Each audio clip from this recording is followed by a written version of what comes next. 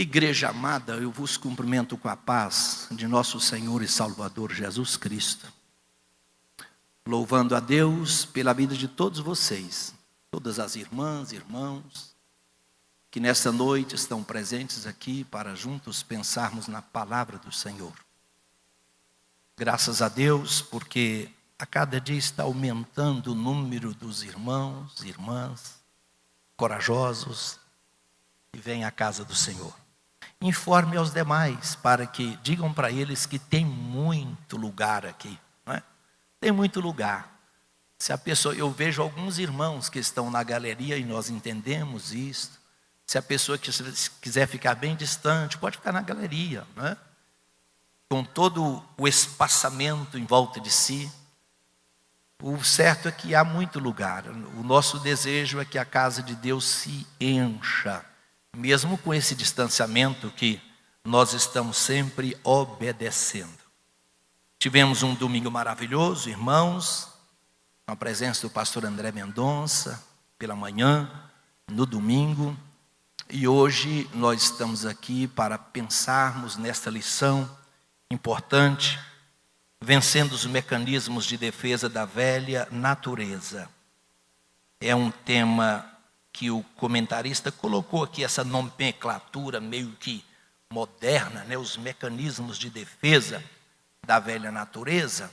Mas a proposta deste trimestre é para que nós venhamos aprender na Bíblia Sagrada, na Palavra de Deus, como é que nós venceremos as patologias da alma, que se o cristão, se o servo de Deus, a serva de Deus, não estiver apercebido, às vezes nós somos atingidos por isso. Quando Paulo escreveu para os crentes em Corinto, lá no capítulo de número 3, Paulo escreveu dizendo assim: irmãos, eu não vos pude escrever como a espirituais, mas quando eu vos escrevo como crentes carnais. Porque havendo entre vós, ou no meio de vós, contendas, heresias. Paulo, inclusive, quando ele expressou, ele disse assim: eu vos escrevo como meninos na fé, meninos em Cristo. Paulo estava escrevendo para um grupo de pessoas que eram infantis da fé, não haviam crescido, não haviam amadurecido, ou crentes que, mesmo pelo fato de serem crentes, tendo a alma adoecida. O comentarista colocou aí que a pessoa sempre colocando alguns mecanismos de defesa para que ele venha a ser um crente carnal e não um crente espiritual. Quando Paulo escreveu, ele escreveu como se ele estivesse dizendo assim: eu quisera escrever-vos como crentes muito espirituais, mas infelizmente ainda sois carnais. Nesta carta aos Efésios, ou esta epístola aos Efésios, e alguém diz que esta epístola não foi nem escrita tão somente para os crentes de Éfeso, mas foi uma epístola circular, aonde ela passou em várias igrejas para que fosse lida, pela importância desta epístola. Aqui o texto de referência é Efésios, capítulo de número 4. No capítulo 4 de Efésios, fala sobre o novo estilo de vida do cristão. Em que sentido? Depois que o cristão aceita Jesus, depois que ele passa pelo novo nascimento, ele precisa experimentar uma nova vida em Cristo.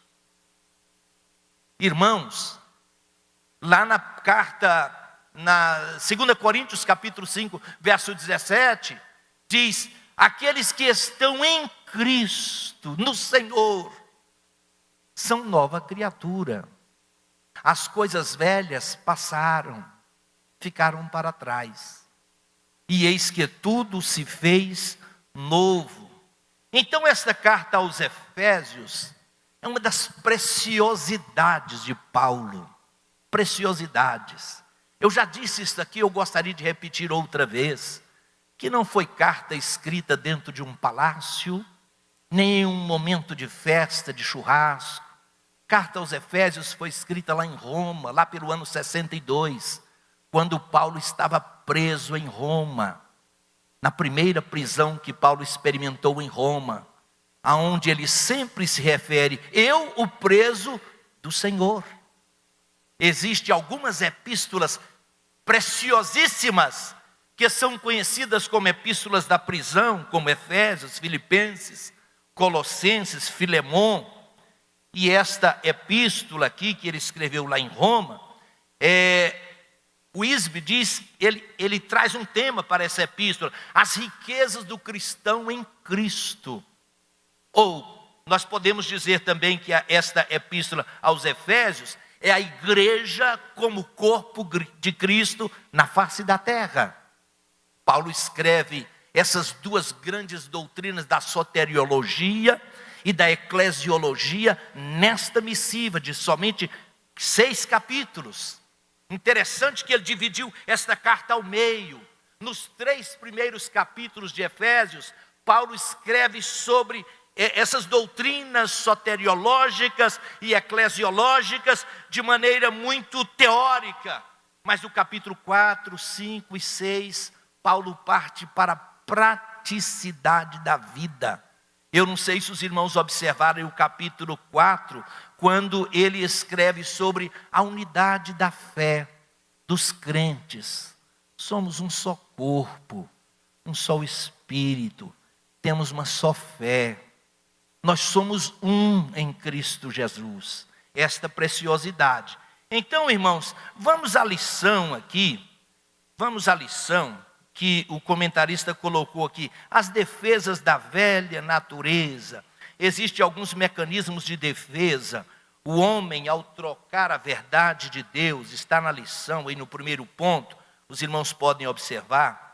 O homem, ao trocar a verdade de Deus pelas mentiras de Satanás, foi tomado por um espírito de mentira, que precisa ser vencido pela verdade de Deus. Irmãos, desde que o homem pecou lá no jardim do Éden, ele foi tomado aqui por esse espírito de engano, se nós não tivermos cuidado. Quando o homem errou lá no jardim do Éden, Deus apareceu para o homem lá no jardim, diz que na volta do dia, e Deus fez aquelas perguntas tremendas para o homem. Ele olhou para Adão e disse: onde você está, Adão? Onde tu estás? Interessante. Cadê você, Adão? Logo em seguida Deus pergunta: será que você... Deus já sabia de todas as coisas. Você comeu do fruto da árvore que eu disse que não era para que você comesse? Aí o homem começou com as suas grandes desculpas. Senhor, a mulher que tu me deste, ela comeu do fruto e fez com que eu comesse também. Deus olha para a mulher e disse: mulher, por que tu fizeste isso? O que a mulher disse? Senhor, não foi culpa minha. A serpente me enganou e eu comi do fruto e dei para o meu marido. São as grandes perguntas de Deus para o ser humano. Lá na frente, quando Adão e Eva, quando Deus apareceu para Caim, Deus perguntou a Caim assim: Caim, onde é que está o teu irmão Abel? As primeiras perguntas foram perguntas totalmente verticais, entre o relacionamento entre Deus e o homem.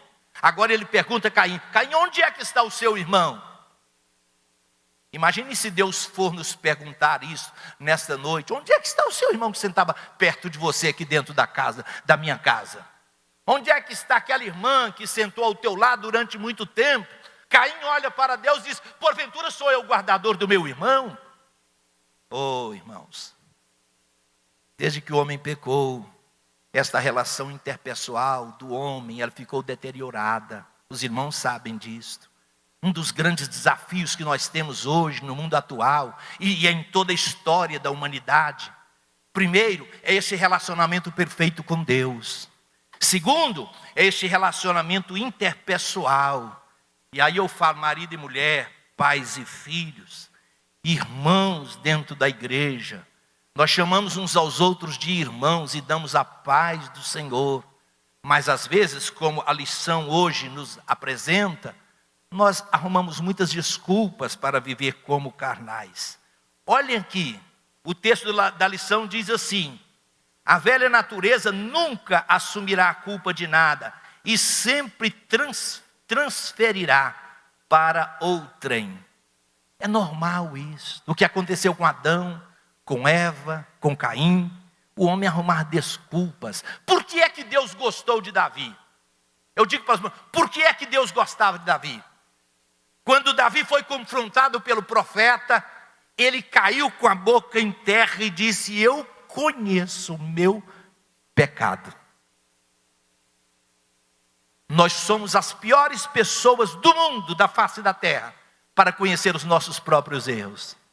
Eu vejo o erro de todos vocês, menos os meus. Não é assim? A gente conhece as falhas de todos, conhece os defeitos de todos. Deus, Ele teve um homem segundo o coração dele, e quando ele pecou, ele disse: eu conheço o meu pecado, e o meu pecado está sempre diante de mim. Nesta noite o Espírito Santo de Deus nos trouxe aqui. O Espírito de Deus nos reuniu aqui, para que nós venhamos olhar introspectivamente para nós mesmos, e venhamos conhecer onde é que nós temos errado.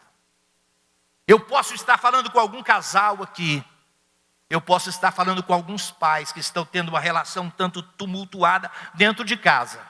E será que nós temos coragem? Será que a gente tem coragem? Eu tenho coragem de olhar para minha esposa que aqui está e dizer para ela: Cleoni, diga para mim onde é que eu tenho errado, eu preciso melhorar. Não cobrar dela alguma coisa, mas dizer para ela: Cleoni, fale para mim, qual aspecto ou qual parâmetro da minha vida que eu preciso melhorar como esposo, como marido. E assim dizer para os nossos filhos. A tendência do ser humano é fazer tal qual Adão e Eva. Senhor, foi a mulher que tu me deste, a mulher. Foi a cobra que me enganou, a serpente que me enganou. Não é isso que Deus quer. Deus quer Davis que diga: eu conheço o meu pecado. Eu quero nesta noite, mais uma vez, não me apegar a esta velha natureza que nunca irá assumir a culpa daquilo que nós erramos. E o comentarista colocou aí quais são. Ele colocou alguns pontos aqui que refletem esta velha natureza. Isto foi em Efésios. Eu disse que Efésios é a gente tratar com coisa muito séria. John Stott diz assim: ninguém pode ler a carta aos Efésios sem ser compelido para adorar a Deus e desafiado a melhorar a sua vida cristã. Estamos meditando hoje em Efésios capítulo 4. Um outro comentarista diz assim: estudar Efésios é pisar em lugar santo, é pisar em lugar sagrado. Estudar Efésios é nós descalçar os nossos pés e dizer aqui: eu estou pisando em terra santa. Alguém disse: mas toda a Bíblia não é santa, pastor Samuel? Sim, toda a Bíblia é santa. Mas se podemos escolher, diz que alguém falou assim: a maior preciosidade que porventura Paulo pudesse escrever, ele escreveu essa carta aos Efésios, porque fala sobre a salvação do crente e fala sobre o valor da igreja de Deus aqui na terra. Bendito seja o nome do Senhor Jesus. Então, é nesse Efésios aqui, é nesse solo sagrado, que nós queremos com pés descalços pensar em alguma coisa que o comentarista colocou aqui, e eu tenho certeza que é de suma importância para cada um de nós. Quais são os mecanismos de defesa que o homem sempre tem se apegado nele? Primeiro, ele colocou aí a mentira. Olha o versículo de número 25 que diz: pelo que deixai a mentira e falai a verdade, cada um para o seu próximo. Por quê? Porque somos membros uns dos outros. Porque deixai a mentira, falai a verdade, cada um com o seu companheiro. Porque nós somos membros uns dos outros. O que é mentira, irmãos? É uma declaração contrária aos fatos, feita com a intenção de enganar. Enganar. O mundo que nós vivemos nele hoje, irmãos, é um mundo de engano, de mentiras. Vocês sabem disso. É um mundo em que as pessoas não falam a verdade. É um mundo em que os políticos não falam a verdade. Os comerciantes, os governistas, os professores. Em quem se pode confiar no mundo de hoje? Em quem se pode confiar? Mas eu quero dizer para os irmãos, aqui está um povo que é conhecido como Igreja do Deus Vivo. Igreja do Deus Vivo.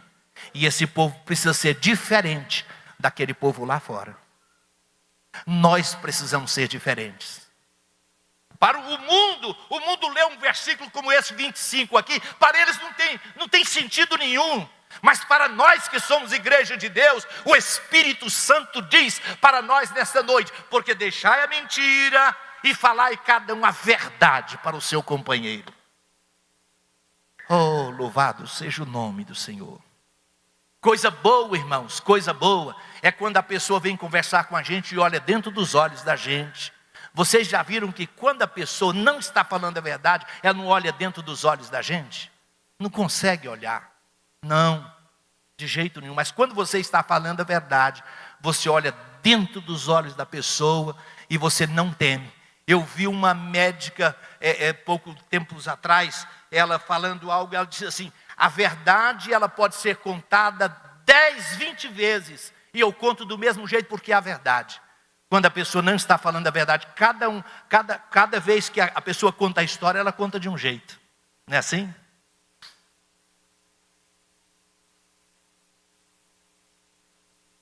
Sempre que quisermos a verdade, o Espírito de Deus opera em nosso favor. Ou sempre que dissermos, que quisermos ou dissermos a verdade, o Espírito de Deus age em nosso favor.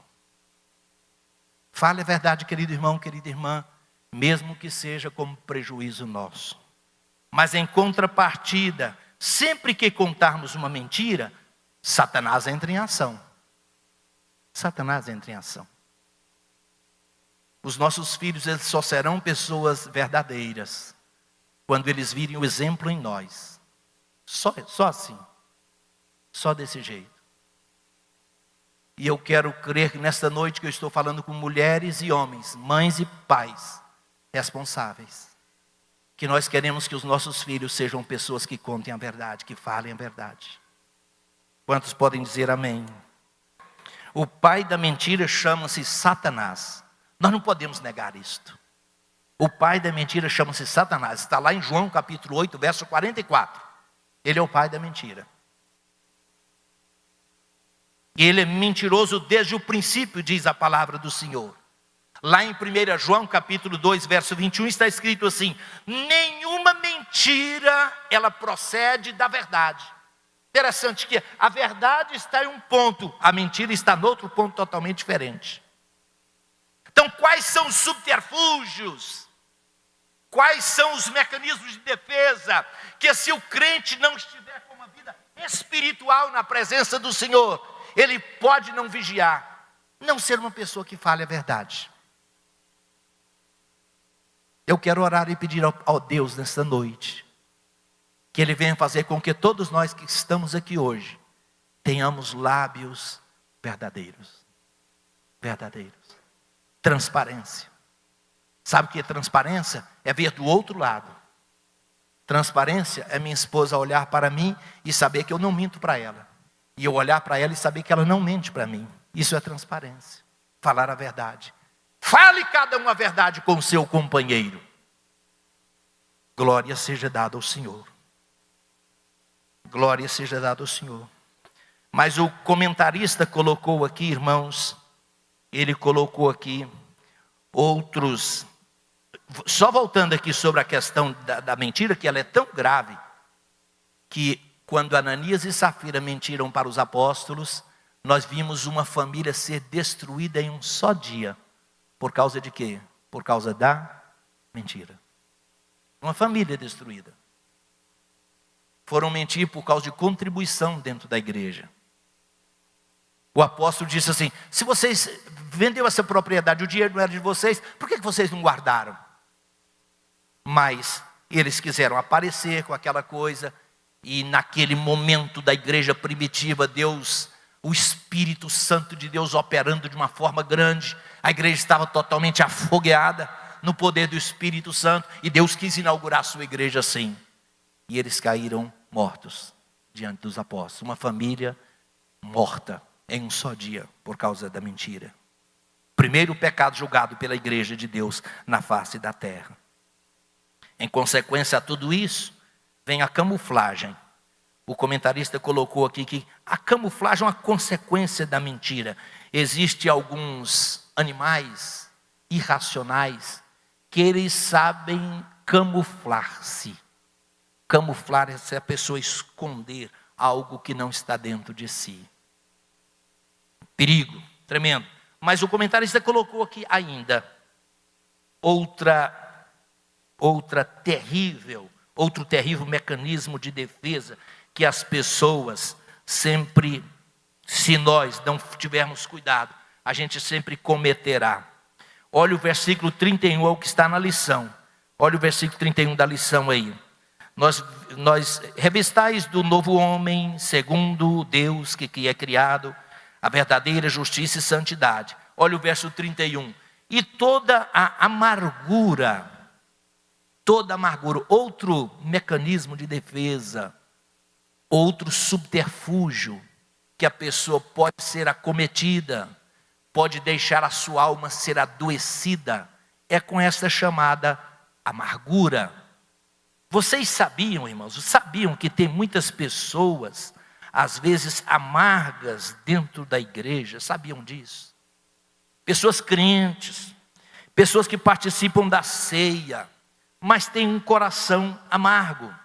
Amargura é um sentimento amargo em relação a alguém, é uma dor, é uma angústia, uma aflição, que a pessoa encobre dentro da sua alma um azedume de alma, amargura. E pasme os irmãos, pasme vocês, se nós não tivermos cuidado, a gente é tomado por isso, por esse sentimento carnal, ou esse adoecimento de alma chamado amargura. É quando alguém nos ofende, quando alguém nos machuca, e que a pessoa não é espiritual, ela é tomada por esse sentimento de dor, e de amargura, e de aflição. Isso lhe tira o sono, isso lhe tira a paz. Deixe-me dizer algo mais aqui. A amargura é filha de uma ofensa nutrida por muito tempo. A pessoa te ofendeu, falou uma palavra que você não gostou, ou às vezes você soube que esta pessoa disse uma palavra em relação a você, às vezes isso é mentira, mas você soube, fulano de tal falou isso e isso de você, e você começa a nutrir no coração um azedume na alma. É um perigo, irmãos. Aristóteles diz assim: as pessoas amargas são difíceis de reconciliar e conservam a raiva por muito e muito tempo em suas almas. Será que nesta noite a palavra de Deus, quando Paulo escreve aqui nesta carta aos Efésios, tire de entre vós toda a amargura, todo o azedume do coração, será que a palavra não está falando com alguém aqui, que ao longo dos meses ou do ano você tem nutrido alguma amargura dentro do seu coração por alguém? O Espírito de Deus diz para você nesta noite de terça-feira: perdoe. É o melhor remédio para que uma amargura seja curada, é perdoar. Eu li um livro este ano, que esse livro mexeu muito comigo. O autor do livro, ele veio aqui, ele pregou aqui. Eu não sei se os irmãos se lembram do pastor Renato Rubim. Renato Rubim. Ele escreveu um livro muito conhecido. Ou você perdoa, ou você adoece. Das duas coisas acontece uma. Quando a gente perdoa alguém, a gente pensa que está fazendo bem para a pessoa que a gente perdoou. Não, senhores. Não, senhores. Ou eu perdoo as pessoas que têm me machucado, me ofendido, ou então a minha alma fica adoecida. Eu não quero uma alma doente. Eu não quero uma alma doente. Eu quero ter uma alma sarada diante do Senhor. Eu quero pedir a você que lembre agora de alguém que te ofendeu, alguém que machucou o seu coração, alguém que fez algo que você diz, pastor Samuel, o senhor não imagina o que essa pessoa fez comigo. E Deus diz para você nesta noite, perdoe esta pessoa para que você viva bem, para que você seja abençoado. Não é por causa dela, não, por causa de você, para o seu bem. Eu já disse várias vezes isto aqui, que um pensador diz assim, quando nós perdoamos alguém que nos ofende, é como se nós estivéssemos soltando um prisioneiro, e lá na frente a gente descobre que esse prisioneiro era nós mesmos. Oh Deus, dê à igreja de Campinas nesta noite, ó Deus, um coração perdoador. Nos encha, ó Deus querido, desse espírito de perdão. Ou a gente perdoa, ou a gente tem uma alma adoecida, uma alma enferma. E eu não quero isso para mim, eu sei que você não quer isso para você. Pessoas amargas acreditam que ninguém compreende elas e que o mundo todo está contra a pessoa. Vocês já viram pessoas que dizem, ninguém gosta de mim, pastor, ninguém me ama na igreja. Eu sou uma pessoa esquecida na igreja. Quem te disse isto? Quem te disse isto? Por isso que nós cantamos sempre aquele hino aqui, né, irmã Elza? Você tem valor. Você tem valor. Jesus morreu por você. O Espírito Santo de Deus está na tua vida. Por que você pensa assim? Às vezes a pessoa é tomada por esse sentimento, por esse adoecimento, e diz, ninguém importa comigo. Ninguém se lembra. Eu posso não ter nunca falado o teu nome aqui, e nem o bispo hoje talvez nunca falou o teu nome aqui no microfone. A gente pode ter esquecido de um aviso importante que você mandou aqui para o púlpito, mas saiba de uma coisa, você é querido e querida de Deus. Deus te ama, Deus te quer, Deus te protege. Ele enviou o seu filho para morrer por você. Deus prova o seu amor para conosco, em que Cristo morreu por nós, sendo nós ainda pecadores, Ele se lembrou de nós. E se você é amado por Deus, você é amado pela igreja de Deus também, por esse povo defeituoso, que às vezes você pensa, ninguém gosta de mim, ninguém importa comigo. Nós importamos com você sim. Eu posso não ter nunca citado o teu nome aqui, mas nós importamos com você.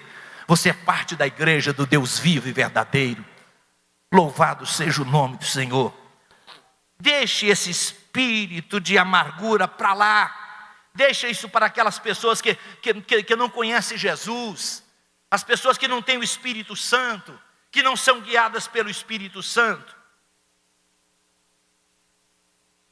Mas o comentarista colocou aí, o comentarista no texto sagrado, está escrito aí, toda amargura, toda ira e cólera, gritaria, blasfêmia. Eu não vou comentar tudo isso daqui, mas eu queria me deter, pelo menos nesta questão de ira. Toda a ira seja tirada de entre vós. A ira, diz o comentarista aqui, que é um problema universal, dominante em todas as culturas, experimentado por todas as gerações. A ira é uma manifestação da velha natureza, quando a pessoa dá vazão à sua ira. Existe uma ira que não é prejudicial, não. Lembram quando Moisés ficou irado do povo de Deus, entrar pelo caminho da idolatria? Moisés estava no monte, tendo aquele contato vivo com Deus lá no Monte Sinai. Quando ele desce, o povo estava curvado diante de um bezerro de ouro, e Moisés ficou irado com aquilo. Aquilo é uma ira santa. Jesus chegou no templo, e os cambistas estavam dentro da igreja, negociando, como se a casa de Deus fosse qualquer coisa, e diz que Jesus ficou irado naquela hora. E ele começou a derribar aquelas mesas e aquele negócio. E vocês estão tornando a minha casa como uma casa de covil, ladrões, salteadores. Minha casa não é isso não. Minha casa é casa de oração. Aquela é a ira santa de Jesus Cristo. Mas existe uma ira, queridos irmãos. Especialmente quando nós damos vazão a esta ira e ela se torna uma cólera. Ela se torna um furor. E a pessoa explode por qualquer coisa. explode por coisa à toa, e às vezes as palavras que a gente profere ao longo do dia. O sapientíssimo Salomão, ao escrever Provérbios, eu gosto disso. Provérbios capítulo 15, Salomão diz assim: a resposta branda desviar ira. Não, a resposta branda desviar ira, mas a resposta dura suscita o furor. Por que Salomão não diz assim, a pergunta branda? Ele diz a resposta. A resposta. Porque quem sabe alguém hoje, pense nisso aí, alguém hoje lá em sua casa, falou alguma coisa atravessada, como diz o pastor Luiz, falou alguma coisa atravessada que você não gostou. Aí entra o conselho do sapientismo dizendo assim, responda com brandura. A resposta branda desvia o furor. A palavra dura, ela suscita ira. Quantas pessoas, irmãos, que têm dado vazão à ira por aí afora no trânsito da cidade, nos relacionamentos interpessoais, têm feito besteiras, têm tomado prejuízos irreparáveis, totalmente irreparáveis.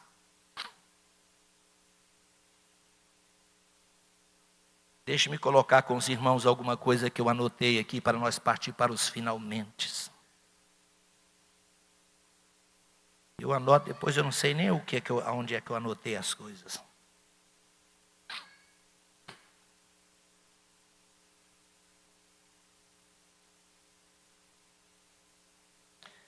A ira é uma acerbação emocional causada por algo que nos desagrada.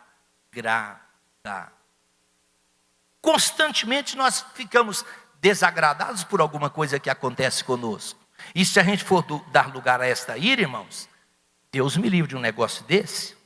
A ira, eu disse aqui, a ira em si ela não é pecado, então somente em si. Mas quando nós damos lugar a esta ira, aí o negócio torna-se esquisito, torna-se perigoso. Quando a ira se torna uma cólera ou um furor, aí a coisa pega. Horácio disse, a ira é uma forma temporária de insanidade da alma do homem.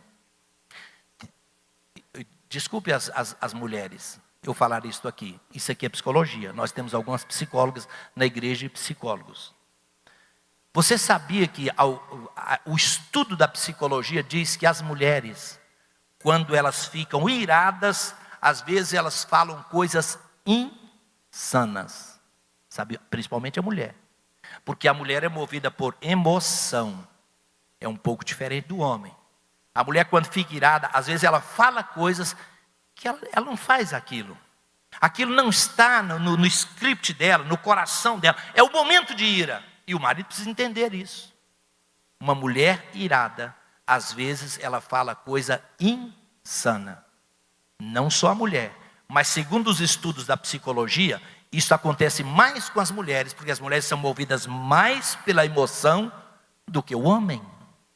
Isso é lógico, isso é fato. Foi Deus quem fez assim. Não estou dizendo que isso é por exemplo, eu aproveito aqui para dizer para algum marido, talvez você um dia, sua esposa falou alguma coisa para você, e aquilo tem machucado a sua mente, a sua consciência constantemente, dizendo, minha mulher não poderia ter falado aquilo. Não se esqueçam disso. Às vezes a mulher fala coisas insanas em um momento. É um momento que ela passou por um lapso de ira, e ela falou aquilo. Depois ela cai no lugar e ficou tudo bem, tudo a mesma coisa, tudo glória a Deus e aleluia. Mas acontece conosco os homens também. De repente a gente está irado e a gente fala coisa insana. É por isso que os ensinadores, os entendidos dizem assim, você nunca tome uma decisão quando você estiver muito emocionado, muito alegre, muito triste, muito melancólico. Não é momento de você tomar decisão, nunca. Você tem que tomar qualquer decisão na vida quando você estiver em sã consciência. Bem sã consciência. As pessoas muito emocionadas, no momento eufórico, falam coisas que não deveriam falar. Deixe-me terminar dizendo para os irmãos o seguinte, o último ponto da lição. Se nós fôssemos falar aqui, eu teria que ter muito tempo para falar aqui nesse versículo 32, toda amargura, toda ira, cólera, gritaria, blasfêmia, malícia e tantas outras obras da carne que estão em Gálatas capítulo de número 5. A gente tomaria muito tempo dos irmãos, mas não é o meu propósito. Deixe-me terminar dizendo assim, o comentarista colocou no último ponto da lição, aí olha o ponto de número 3 da lição. A graça de Deus é o remédio para vencermos a velha natureza. Diga comigo, graça de Deus. Fale outra vez, graça de Deus. Alguém me pergunta, pastor, o que é a graça de Deus? Graça de Deus é o sorriso de Deus para nós. É Deus sorrindo para nós. O que é graça de Deus? É o próprio Deus, é a própria presença de Deus na minha vida. Isso é graça de Deus. Alguém diz assim, graça de Deus é favor imerecido. Sim, mas é muito mais do que isso. O que é graça de Deus? É o próprio Deus na minha vida. Então eu quero desafiar os irmãos dizendo assim, o comentarista diz, só a graça de Deus para nos fazer vencer essas obras da carne aqui. Inveja, contenda, ira, amargura, cólera, malícia, uma gama de defeitos, de obras da carne que existe aí. Aí eu anotei alguma coisa que eu queria compartilhar com os irmãos em 5 minutos e nós terminarmos. Graça é dar algo de valor a alguém que não merece. Você faz isso? O que é graça de Deus em nossa vida? É dar algo de valor a alguém que não merece. Mas como você tem graça na sua vida, você diz, eu dou. O que é a graça? Em segundo lugar, é tratar as pessoas muito melhor do que elas merecem. Já aconteceu isso com você? Chegar a pessoas que você sabe que ela fala mal de você, que ela te machuca, que ela te ofende, e você tratá-la bem. Isso é graça. Quer mais? O que é graça? É não desistir daqueles que desistem de nós. Alguém dizer assim, eu não quero nem ver fulano de tal. Fulano de tal para mim morreu. E você diz, mas eu tenho a graça de Deus e eu vou reconstituir essa amizade. Oh, só gente cheia do Espírito Santo que faz isso, irmão. Só gente cheia do Espírito Santo. É você não desistir de alguém que já desistiu de você. Já falou, imagina, Samuel para mim acabou. Samuel para mim morreu. Mas se eu estou cheio do Espírito Santo, eu digo, eu vou reconquistar esta pessoa. Graça. Graça é dar amor ao que não merece ser amado. Nós não merecíamos ser amados pelo Senhor. Mas o Senhor nos amou. A Bíblia diz que Ele nos amou primeiro. O que é graça de Deus? É ser grato apesar da ingratidão das pessoas. O que é graça? É servir ao nosso inimigo, se é que nós temos inimigo. Mas é servir ao nosso inimigo, e a Bíblia diz que quando nós servimos uma pessoa que nos odeia, é como se nós estivéssemos ajuntando brasas na cabeça daquela pessoa. Não é isso? Graça é abençoar os que nos amaldiçoam. Graça é falar bem daqueles que falam mal de nós. Isso é difícil, irmãos.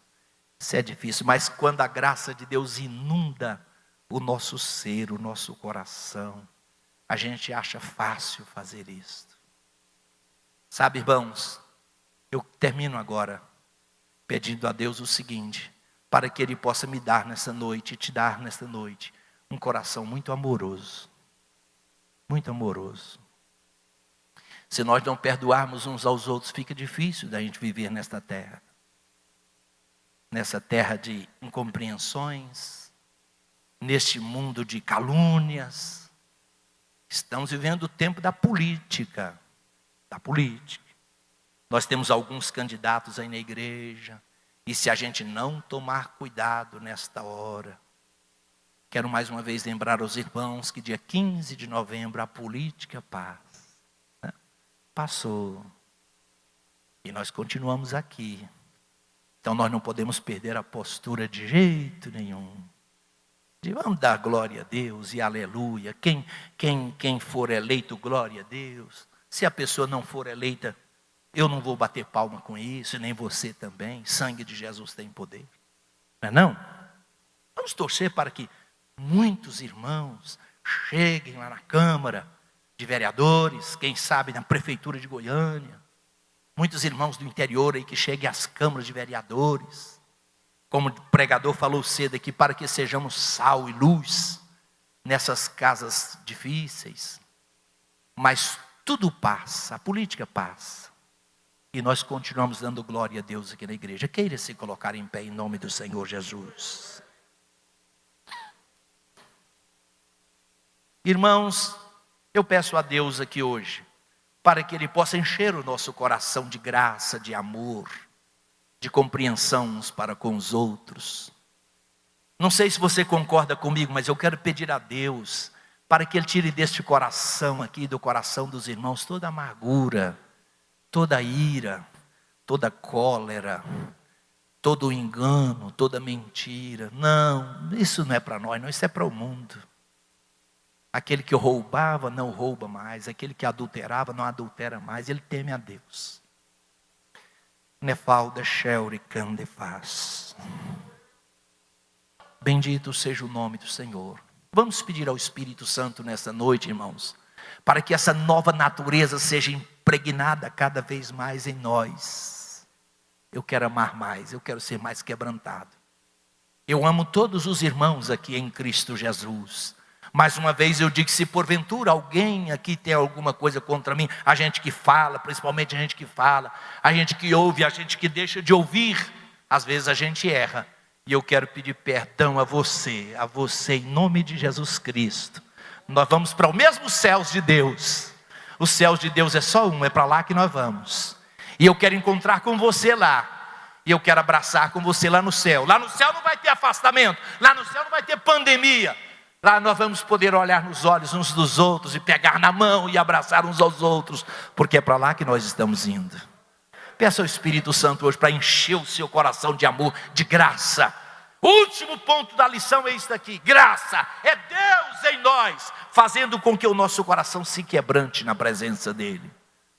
Glória a Deus. Logo após a oração, irmã Elza, cante um corinho aqui com os irmãos. Vamos orar mais uma vez. Maravilhoso Deus, te bendizemos e te exaltamos nesta noite, ó Pai, pela Tua palavra, pelo Teu amor infinito. Senhor, que o Senhor esteja com a Tua ferramenta trabalhando em nós, para tirar todas as arestas dos nossos corações, e que vivamos, ó Deus querido, nesta vida sóbria, piamente em Tua presença. Ó Deus, faz com que este homem venha perdoar nesta noite esta pessoa que o ofendeu. Faz com que esta mulher venha perdoar, ó Deus querido. Enche esse coração do Teu perdão hoje, ó Salvador eterno, para que tenhamos almas saradas, almas tranquilas. Isso não vai nos perturbar mais durante a noite, Deus, essa ofensa. Nós queremos ser curados pelo Teu poder e pela Tua graça. Oh, louvado seja o nome do Senhor para sempre. Levante a tua mão para o céu, meu irmão e minha irmã. Meu irmão, levante a tua mão para o céu. A Bíblia Sagrada diz assim: e quando estiverdes orando, perdoai. Perdoai. Talvez você nunca teve força para perdoar aquela ofensa grande, e o Espírito Santo de Deus te dá essa força agora. E quando estiverdes orando, perdoai.